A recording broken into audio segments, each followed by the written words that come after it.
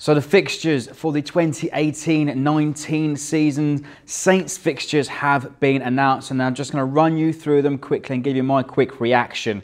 So first off, we open the season with Burnley at home. You've got to think that is a nice little tie at home to start the season. Burnley obviously got eyes on Europa League, may even field a weaker side. Following that, you've got Everton away and Leicester at home in August. Looking at those three fixtures, you've got to think at least 5-6 points a realistic target. Everton might be a bit tricky, obviously a point to prove now under Marco Silva, but you're looking at favourable opening few fixtures in the month of August.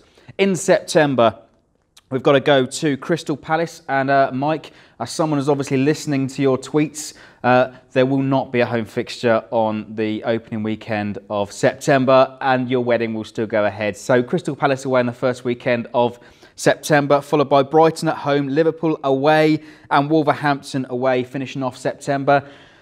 Some good ties there. Liverpool away, Wolverhampton away. You're looking at a couple of points in that month too. October followed is Chelsea at home on the weekend of the 6th of October, followed by Bournemouth away in October on the 20th of that weekend. Newcastle at home finishes in October.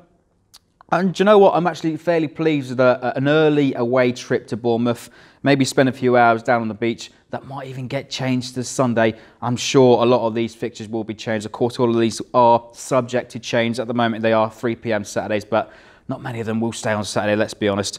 November, we've got Manchester City away starting in the opening weekend of November, followed by Watford at home and Fulham away in November.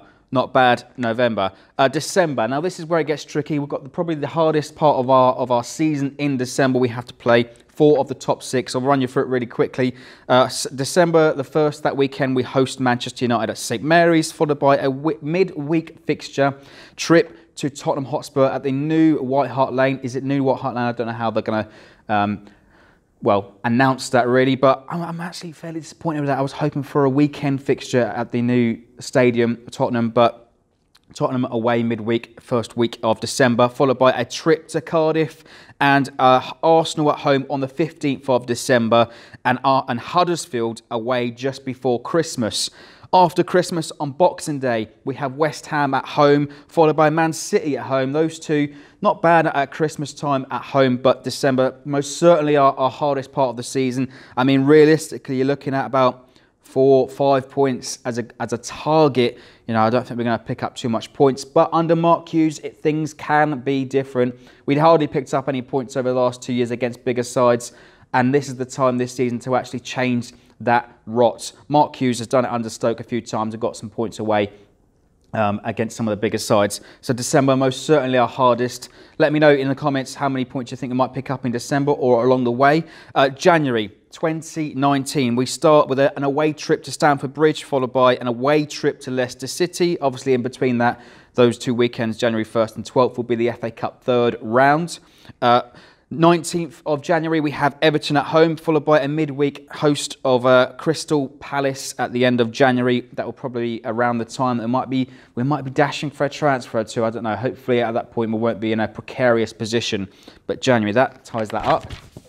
I'll turn it over, and we've got February and a trip to Burnley once again in February.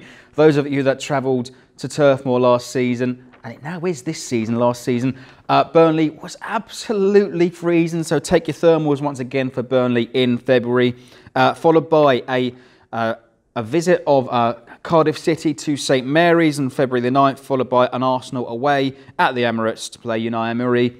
End of February, midweek, Fulham at home. In March, we have Man United away, followed by Tottenham at home, Watford away, Brighton away. And Brighton, I think that comes on a weekend that the clocks go forward. So maybe a few hours on the coast before you get the train up to the Amex. March, not bad. Tottenham at home, Man United away. Some fixtures there. April, the last 6 games of the season. And I think a lot of you were pessimists, including myself. I think the first thing that we looked at was the last 6 games. And certainly these are more favourable this season. So, April, the last 6 games. At home to Liverpool, followed by at home to Wolverhampton Wanderers. An away trip to Newcastle on the 3rd weekend of April. and that's Easter weekend, so maybe a few of us might stay over in Newcastle for Easter. And we wrap up April with Bournemouth at home. Once again, I think more or less the same weekend that we played them last season. Hopefully we don't need a do-or-die situation again. And the last two fixtures in May will be West Ham away for the final away game of the season. I'll take that. That is not bad at all.